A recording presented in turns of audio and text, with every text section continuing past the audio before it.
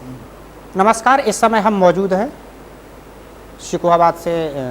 इनका निवास है, पूर्व मंत्री हैं, अशोक यादव जी हैं, और इनसे चर्चा करेंगे कि आखिर बीजेपी की सरकार की शपथ ग्रहण हो चुकी है, तो इसी को लेकर चर्चा करेंगे। मंत्री जी, अभी नए मंत्रिमंडल का गठन हुआ है, शपथ ग्रहण हुई है, क्या कहना चाहेंगे नए मंत्रिमंडल को लेकर? सबसे पहले तो हम आपके इस चैनल को, यूट्यूब चैनल है जो न्यूज़ इन इंडिया, इसको बहुत बहुत बधाई देते हैं। और आपके लाखों सब्सक्राइबर्स, देखने वाले, चाहने वाले बहुत बढ़ गए हैं। आपको बहुत बहुत उसकी मुबारकबाद। ईश्वर करे दिनों दिन और रात रात आपका जी चैनल तरक्की करे। आप जिस बेबाकी के सवाल पूछते हो, उससे पूछते हो, वो धार आप में बनी रहे। अब दोबारा से सवाल पूछिए। अच्छा, अभी नई सरकार बनी है, इस पर आपकी क्या प्रतिक्रिया है? देखिए, मैं ये कहूँगा कि ये नई सरकार ने बहुत से जो अंधविश्वास थे उनको तोड़ा। पहली तो बात ये, बहुत लोगों में ये बना रखा था कि साहब जो बिजनौर जाएगा वो पूरा टर्म मुख्यमंत्री का नहीं कर पाएगा। बहुत से लोगों ने बना रखा था कि नोएडा जो जाएगा वो नहीं टर्म पूरा कर पाया। अच्छा, कई बार ऐसी बातें सच हो भी गई, लेकिन योगी जी ने कभी ये बात किसी की सुनी नहीं। मुलायम सिंह कभी नहीं गए नोएडा। अखिलेश यादव वैसे तो बड़े कंप्यूटर की बात करते, नोएडा नहीं गए डर के मारे। तो पढ़ा लिखा होना और अंधविश्वासी होना वो अलग अलग किस्से हैं। पढ़ा लिखा होना, हिम्मत वाला होना, वो योगी जी ने उसको साबित किया। और उन्होंने जो इतिहास का 38-37 साल का इतिहास था कि एक मुख्यमंत्री उत्तर प्रदेश में बहुत लंबे अरसे से दोबारा नहीं हुआ, वो भी उन्होंने करके दिखा दिया। और दूसरा, उन्होंने लॉ ऑर्डर पे बोले, वो जब बोलते ही रहे, रुके नहीं। और यहाँ तक कि उनके नाम के आगे बुलडोजर बाबा लग गया, लेकिन उन्होंने इस बात की परवाह नहीं करी। मैं आपको एक बात बता रहा हूँ, मैं बहुत मुल्क घूमे हैं गगन बिहारी जी, और भगवान ने की दुआ से मेरी एजुकेशन भी बहुत अच्छी जगह हुई हिंदुस्तान का। मैंने देखा है कि मजबूत स्टैंड जब आप लेते हो, लॉ एंड ऑर्डर की बात करते हो, तो जो दबा कुचला तबका है ना, वो इसी बात पे फिदा हो जाता है। और उसकी संख्या किसी भी मुल्क में बड़ी होती है। वो कुछ नहीं मांगता आपसे। जो बहुत सरसब्ज है वो भी कभी कभी कुछ नहीं मांगता। वो कहते हैं लॉ एंड ऑर्डर ठीक है भाई, हम बहुत खुश हैं इस सरकार से। उन्हें कुछ चाहिए ही नहीं उनके। और जो बिल्कुल छोटा तबका है उसे और भी चीज़ें चाहिए, लेकिन लॉ एंड ऑर्डर भी उसके लिए बहुत छोटी छोटी, बड़ा सूबा है, छोटी शिकायतें भी हुई उनसे, और वो अलग बात है।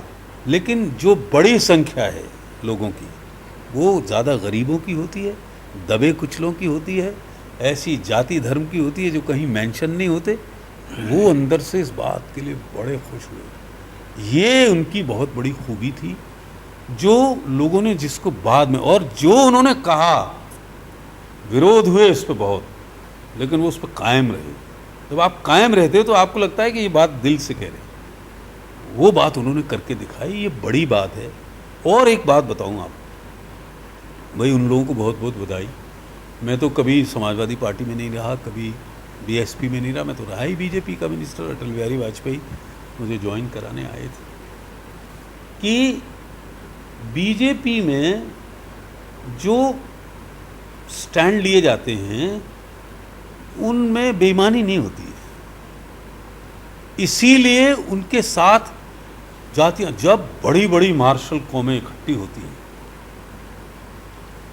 जो जिस वक्त बड़ी बड़ी कौमें इकट्ठी हो रही थी लड़ने वाली, तो उनसे छोटी जातियां डर गई। अति दलित, अति पिछड़ी, गरीब गुरबा, उन्हें लगा यार ये मिल गए वो गड़बड़ हो जाएगी। और इतिहास में ऐसी गड़बड़ हो चुकी है, इसका उनको क्रेडिट मिला। और इन्हें टाइम तो लगा इस मंत्रिपरिषद में। लोग, अरे साहब 15 दिन हो गए साहब, क्यों नहीं सरकार बन रही? क्या परफेक्ट कैबिनेट बनी है। आप ये सोचिए, 21 मिनिस्टर्स अपने हटा देना ये कोई बहुत बड़ी पार्टी कर सकती है काम। इतने नए चेहरे ले आना और क्षेत्रों का ध्यान, जातियों का ध्यान, मजहब का ध्यान, छोटी दलित जातियों का ध्यान, ऐसी कोई जाति बची नहीं। मैं सबका नाम लूँगा तो ठीक नहीं रहेगा। मैं जिनसे मेरी न्याज़मंदी है, जिनसे मेरी दानिशमंदी है, जिनके बारे में मैं बहुत थोड़ा बहुत जानता हूँ, उनसे मेरी दुआ सलाम भी है, उनको मैं उनके लिए कह सकता हूँ क्योंकि उनके बारे में मैं जानता हूँ। वो छोटे से 2 4 5 नाम लेता हूँ, उससे आपको अंदाज़ा हो जाएगा, क्योंकि सबके नाम लेना मुनासिब नहीं है। जैसे ब्रजेश पाठक जी हैं, वो स्टूडेंट यूनियन के अध्यक्ष रहे हैं लखनऊ यूनिवर्सिटी। क्या परफेक्ट विज़न है उनका, क्या परफेक्ट आदमी है, बिल्कुल सही सिलेक्शन है। बेबी रानी मौर्य जी हैं, परफेक्ट सिलेक्शन है। कल्याण सिंह जी का परिवार से वो बच्चा है संदीप कुमार, उसको अभी प्रमोशन हुआ है। कल्याण सिंह जी बड़े नेता रहे हैं पार्टी के, उनके घर को प्रॉपर रिप्रेजेंटेशन होना चाहिए। और अभी तो इसी साल उनका इंतकाल हुआ है।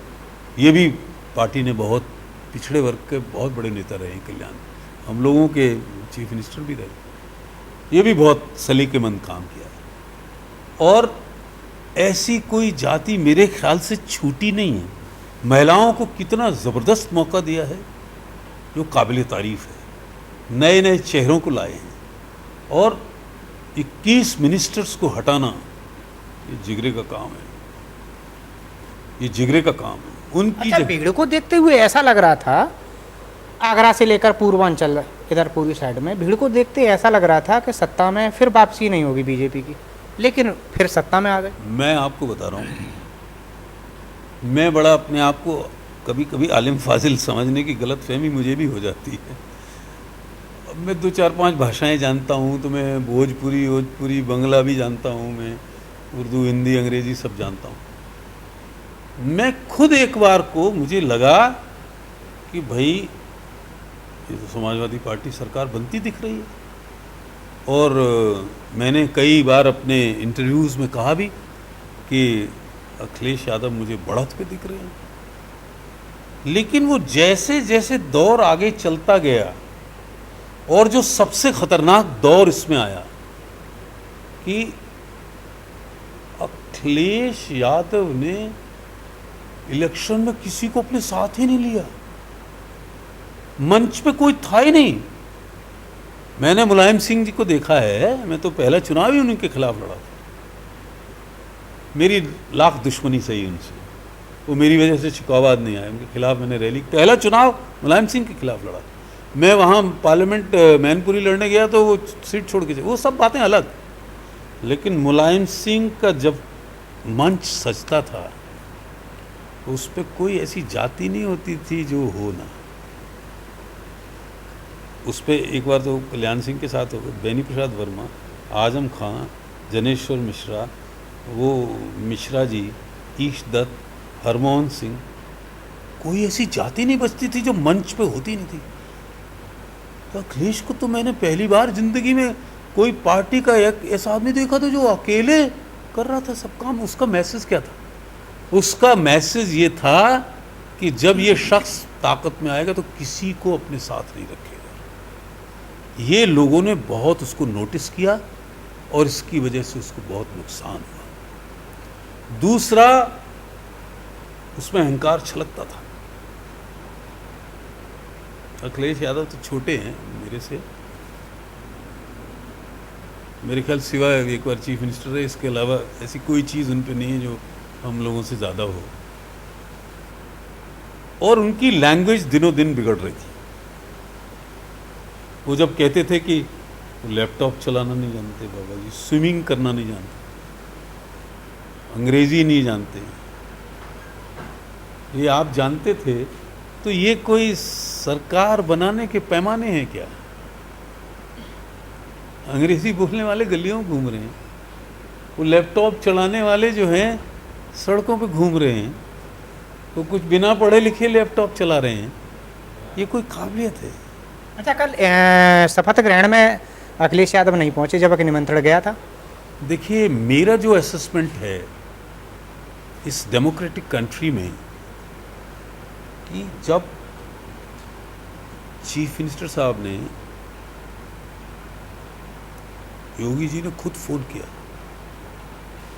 मुलायम सिंह जी का,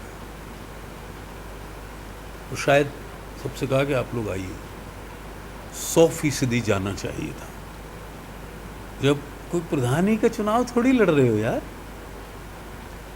जब इतना बड़ा हिंदुस्तान का नेता आपको खुद फोन करके इनवाइट कर रहे हैं तो जाना चाहिए। आपकी लड़ाइयाँ एक तरफ, आपकी नाराज़गियाँ एक तरफ, आपकी कमजोरियाँ एक तरफ, लेकिन जाना चाहिए था। और पहले ही दिन आपने बोल दिया कि ये जो आप जहाँ शपथ ले रहे हैं ये स्टेडियम तो हमारा बनाया हुआ है। यार ख़राब बात कहनी नहीं चाहिए। तो ये स्टेडियम बनाने में आपके घर वालों की और आपकी ज़मीन बिकी थी क्या सफाई में? वो इकट्ठा पैसा करके ले गए थे, स्टेडियम बनाया। यार ये क्या भाषा है? आपने कुछ बना दिया। ये हाईवे को बताने लगे थे मैंने, सरकार बनाती है, सरकार का पैसा है। अब हम आगे की बात नहीं कहना चाहते, ख़राब हो जाएगी यार। ये सलीका है क्या? आप डेमोक्रेसी किसे सिखा रहे हो? इतना बड़ा सूबा है ये हिंदुस्तान, 140 करोड़ का मुल्क है, 25-26 करोड़ पे यूपी पहुंच गया, सबसे बड़ा सूबा है, 8-8 प्राइम मिनिस्टर्स ने चुने हैं इस मुल्क के लिए। उस सूबे का एक आदमी जो मुख्यमंत्री, उसका लहजा अंदाज़े बयां ये होगा? कैसे लोग, और अच्छी बातें हो सकता है आप याद करने में आपसे भूल हो जाए, आपसे छूट जाए, ख़राब बात दिल से दिमाग से निकलती नहीं। और फिर वो तो ट्विटर पे आपने कह दिया, वो तो रिकॉर्ड हो गया इतिहास में। ये ख़राब लहजा है, ख़राब बात है, ये कहना नहीं चाहिए। तो ये इस बात से लोगों को बहुत नाराज़गी हुई। ये खिसियाहट है, एक तरीके की कमज़रफ़ी है, कम जहनी है। ये नहीं बात करनी चाहिए। हम लोग भी मिनिस्टर रहे हैं, हम तो पूरी दुनिया घूमी, मैं तो मॉरिशस तक में प्रचार तक भी करने गया हूँ।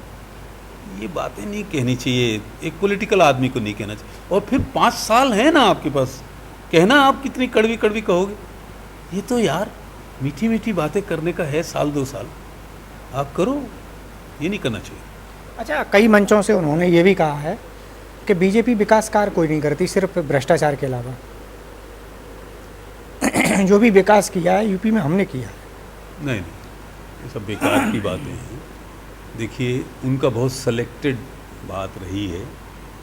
पहले तो मुलायम सिंह और उनके परिवार का जो कुछ विकास है, 113 करोड़ रुपया मुलायम सिंह ने सैफई में तब लगाया था तो उसकी आबादी 400 आदमियों की थी। अपना घर बना लेना, अपना गांव बना लेना, इसको विकास कहते हैं। पूरा उत्तर प्रदेश का जो पैसा इटावा में लगना चाहिए, मैनपुरी में लगना चाहिए था, फिरोज़ाबाद में अपने घर में लगा के बैठ गए। दुनिया का, आप शायद हैरत करोगे, पूरी दुनिया में इतना बड़ा परिवार नहीं जिसके 60-70 लोग एक ही घर के परिवार के। आपको शर्म नहीं आई ये बातें करने में? विकास से क्या मतलब है? इनका क्या मतलब है विकास से? अपने हमारे यही कॉलेज में पढ़ के गए मुलायम सिंह। ये हमारे परिवार का कॉलेज है, 1916 में बना। 20 तब गए जब यहाँ पढ़ के गए 2 साल। यहीं के मुलायम सिंह यहीं के रहने वाले, शिकोहाबाद। क्योंकि नौकरी लग गई कहीं प्राइमरी में, वहाँ चले गए। फिर अपने यहाँ दिया 10 लाख रुपया दिया था, 10 लाख गलती से दिया, 20 लाख यहाँ पढ़े खुद। और अपने कॉलेज सैफई में खोला जिसमें राम गोपाल और शिवपाल, उसको 130 करोड़ रुपया दिया। यार किसको बता रहे हो? पढ़े लिखे लोगों को क्या समझा रहे हो? कहाँ का विकास? वो काहे के लिए दिए थे? 130 करोड़ रुपया काहे के लिए दिया? ये तो आप भी जानते हो और मैं भी जानता हूँ। कहाँ? यहाँ के रहने वाले, यहाँ पढ़े, अब इसको नहीं कुछ करा तो कहाँ क्या? फिर अखिलेश चीफ मिनिस्टर था जब, तो 16 में यहाँ मैनेजमेंट कमेटी ने हमारी ने बुलाया। आप हैरत करोगे, उस वक़्त यहाँ, नाम नहीं लेता हूँ, एक एमएलए थे सिरसागंज के, उन्होंने कहा साहब हम चाहते हैं कि आप इसे सैफई में मिला लें और इसे यूनिवर्सिटी बना दें सैफई के नाम से। लेकिन अब तो मंचों से वो ये कहते हैं कि मैंने ही विरोध किया था इसको सैफई में मिलाने। नहीं, वो गलत बात है, वो इस पर कोई बहस की बात नहीं है, वो छोटी मोटी बात है। मैं तो उनका नाम भी नहीं लेना चाहता हूँ, कोई जिक्र भी नहीं करता हूँ। उनको जो जवाब देना था वो जनता ने दे दिया, उनकी कोई ज़रूरत नहीं है बात करने की। तो उस वक्त 130 करोड़ वो सुप्रीम कोर्ट में फिर सब लोग ले गए, केस चल रहा है, कोई मतलब नहीं है। ये तो इनके तो आइडियल अमिताभ बच्चन और अमर सिंह होते थे। अमिताभ बच्चन फिल्म बना रहा है, रोज़ नकली एक्टिंग करते हैं दाढ़ी बना के, वो महान होंगे नाम वाम में, वो उनके नाम से कॉलेज बना दिए। आप हैरत करोगे, एक बार मैंने तस्वीर देखी, अमिताभ बच्चन का फोटो, अमर सिंह का, उसके नीचे इनका फोटो। ये लोग क्या क्या बताएं। खैर वो कभी उनका कोई एटीट्यूड नहीं। आपको इटावा का कुछ करना चाहिए था, मैनपुरी का करना चाहिए था, अपने गांव का करोगे यार, उसे विकास बताने लगोगे। बकवास की बात है। वो अभी रिवर फ्रंट की इंक्वायरी होगी तो पता चल जाएगा कहाँ से विकास हुआ, क्या हुआ। अच्छा, प्रोफेसर रामगोपाल अक्सर मंचों से ये कहते थे योगी आदित्यनाथ पर 138 मुकदमे दर्ज हैं, लेकिन वो सत्ता में आ गए, लेकिन जनता ने नकार दिया। ये गलत बात करते, गलत बात करते, बिल्कुल झूठी बात है। और उन पे कुछ केसेस थे और जो उनसे पर्सनल दुश्मनी की वजह से भी हुए। अरे यार मेरे पे केसेस तमाम कर देते थे, वो बाद में साल भर इंक्वायरी होती थी, मालूम पड़ा झूठा। तो क्या है, केसेस करना ये कोई पैमाना नहीं है, उसको जब तक कोर्ट तक रहे ऐसा कुछ नहीं है। वो गड़बड़ बात करते हैं। और इनकी जो अखिलेश की हार की बहुत बड़ी वजह रही, वो आप हैरत करोगे, ये कब जीतते हुए दिख रहे थे और कब हार गए, इसमें बहुत कम फासला है। जीतते हुए तब दिख रहे थे जब आप सड़कों पे तमाम भीड़ और वो सब देख रहे थे। हारने उस दिन से लगे जब टिकट का डिस्ट्रीब्यूशन हुआ, क्योंकि इन्होंने भी टिकट उसी तरह देना शुरू कर दिए जैसे मायावती देती थी। वही प्रश्न पत्र, वही जजिया कर, टोल टैक्स, और ये तो उनको पार कर गए, उनको पार कर गए। मुझे कहना नहीं चाहिए कैसे कैसे लोगों को टिकट दिया, क्या क्या ले दे के टिकट दिए गए हैं।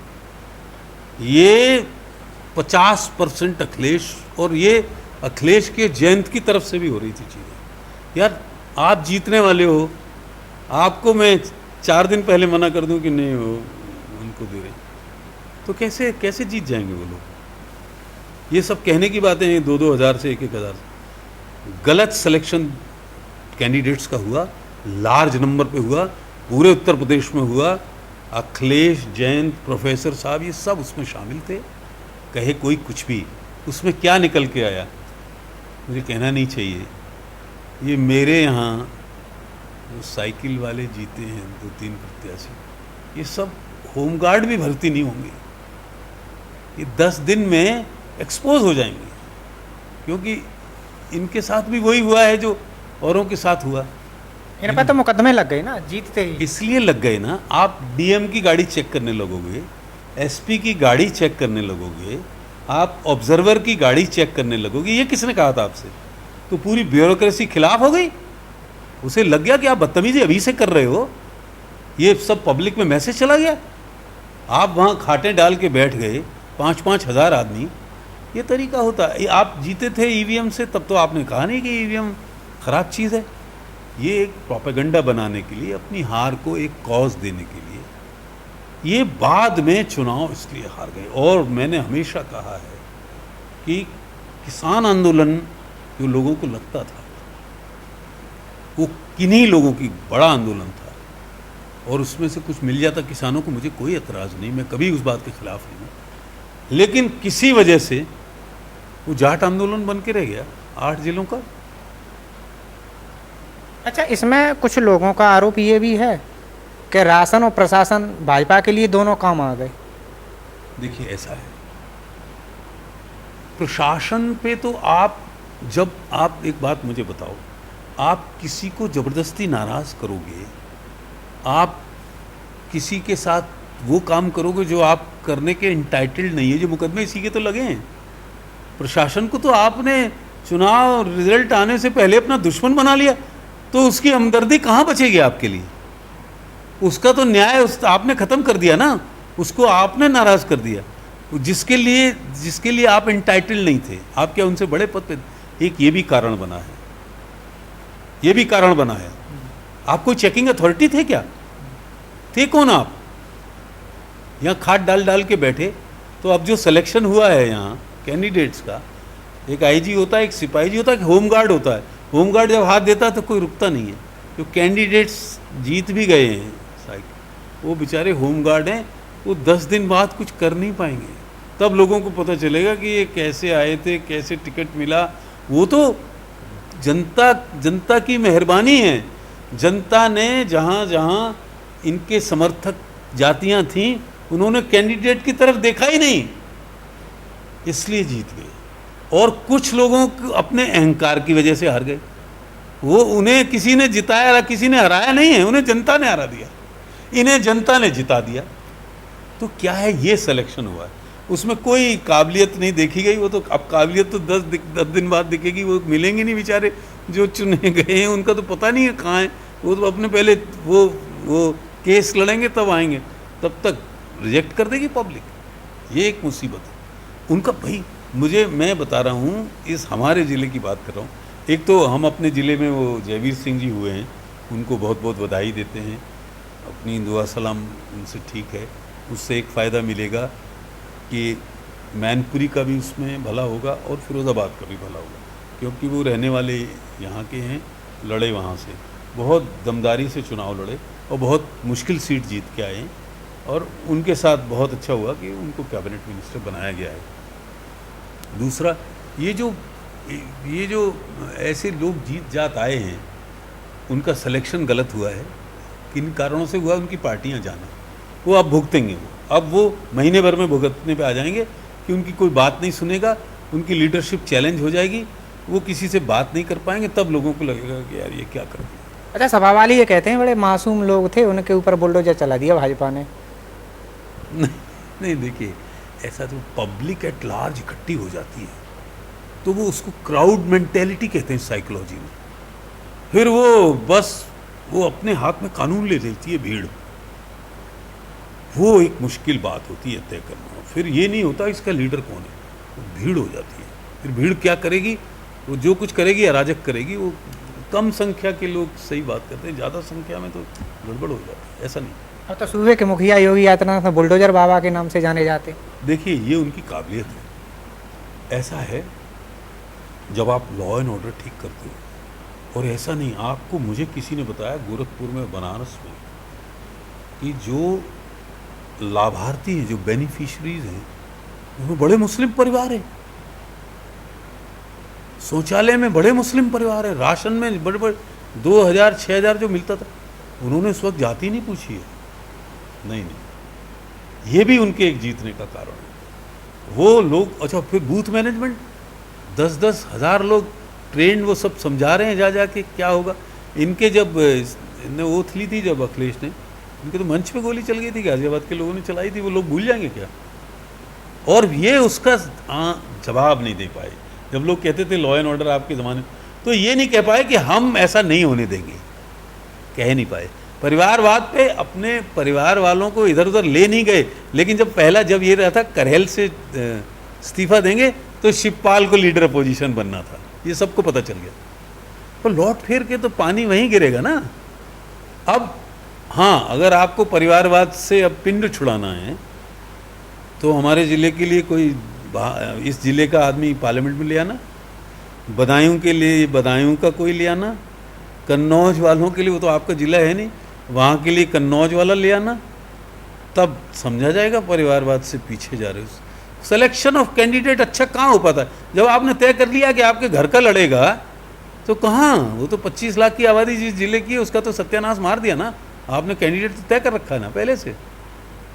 अच्छा, जब विधानसभा चुनाव हुए, जब लोकसभा चुनाव हुए, सपा ने बसपा से गठबंधन किया, आरएलडी से गठबंधन किया, लेकिन चुनाव होने के बाद जैसे ही ये हारे, वैसे ही दो टूक। क्या होता है ना, गगन बिहारी जी, वो वैचारिक गठबंधन नहीं हुआ। जो भ्रम मुझे हो रहा था कि सरकार बना लेंगे, वो आपको भी हो रहा था, ये संजय यादव हैं इनको भी हो रहा था, ये गणेश यादव हैं इनको भी हो रहा था, सपा की सरकार बन जाएगी। लेकिन फिर जो टिकने बटने तक वो जो स्टोरीज आई, तो सबको पता चल गया गड़बड़ हो रही है। तो ये बात जो आप कह रहे थे, क्या क्या सवाल था आपका?